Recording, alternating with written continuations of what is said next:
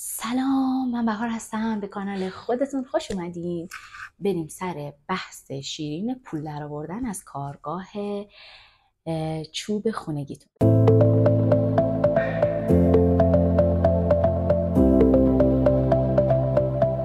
بچه‌ها، ما همه این کارها رو داریم میکنیم علاوه بر اینکه یه علاقه رو دنبال میکنیم، یه لذتی رو دنبال میکنیم، یا آرامشی رو تجربه میکنیم.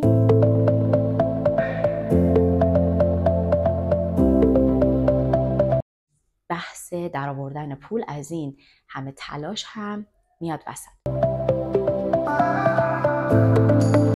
میخوام بهتون بگم که خوشحال باشین.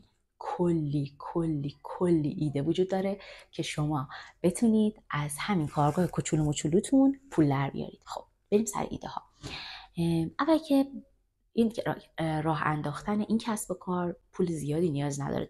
تا اینجا هر چی که تجربه داشتم در رابطه با تک تک ابزارها، در رابطه با بیمه، صنایع دستی، هر چی که بوده براتون آوردم که حالا لینک ویدیوها رو میذارم براتون.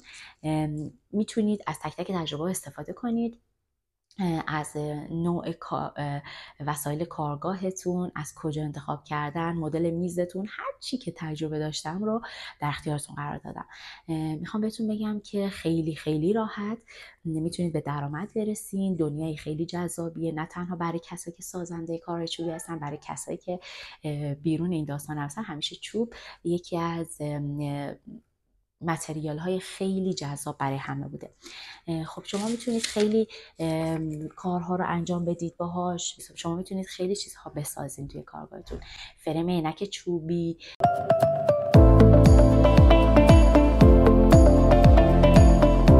مجسمه چوبی، تابلوهای چوبی،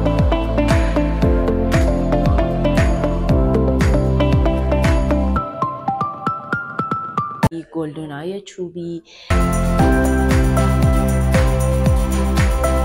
عصابازیای چوبی،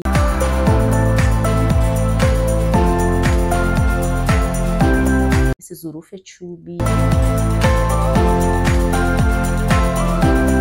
همه اینها محصولاتی هست که شما میتونید ازش پول در بیارید و خیلی راحت توی کارگاهتون بسازین که دونه دونه اینها رو آموزش بهتون میدم توی ویدیوها. یادتون میدم که هر کدومش رو چجوری بسازید و بحث بازاریابی میمونه که اونا هم باز هر چی تجربه دارم بهتون میدم که تجربه داشته باشید و بتونید کارهای چوبیتون رو خیلی راحت بفروشید و با خیال راحت قدم بذارین توی مرحله راه اندازی کارگاه کوچولوی خونگیتون. من کنارتون هستم، همه اینها رو بهتون یاد میدم.